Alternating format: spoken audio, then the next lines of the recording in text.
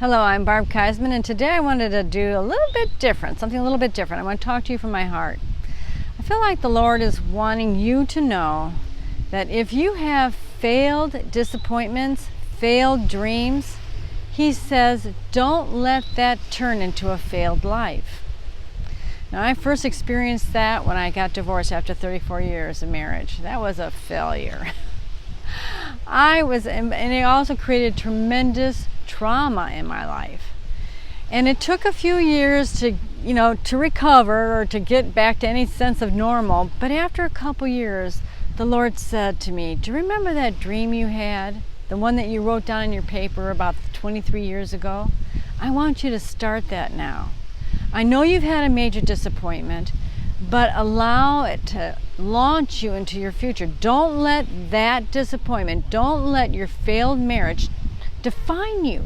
Don't let that failed marriage turn into a failed life. You still have lots of life ahead of you. You still have my plan and purposes ahead of you. I'm still for you. I'm not against you. Now go forward. And I did. Fast forward, it's been over 11 years since I started that business. I started a fashion business. That was my dream. That was on paper for 23 years. I started it poor, and God was with me. It didn't grow fast, but it grew. And then the pandemic hit. And like so many businesses, my business got shut down for like a year and a half. Sales were cut 70%. And I'm like, why should I do this again? Why should I start all over again? But the Holy Spirit inside of me was encouraging me. Get back up. Go back to what you were called to. I didn't change my mind. I still intend for you to have that fashion industry, that fashion business. But you're going to have to use all the faith that you possess to get up and do it again. And I know I'm speaking to others out there. You've had disappointments. I don't even know what the pandemic has done in your life.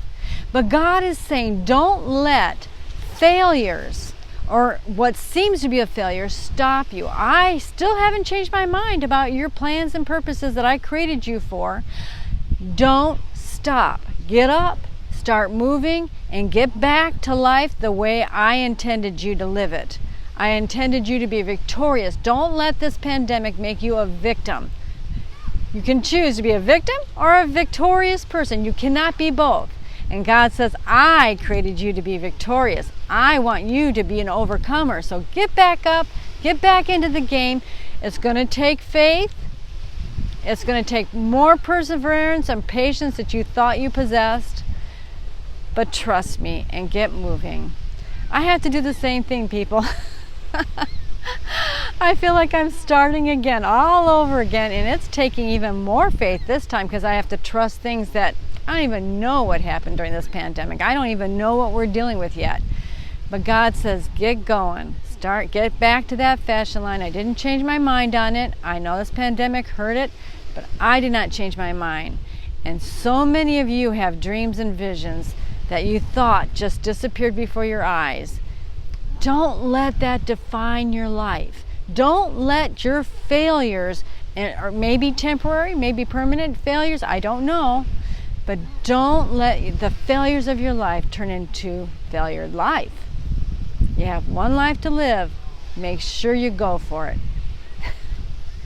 I have to do the same. I'm Barb Keisman, and you've been listening to Dare to Dream Once More.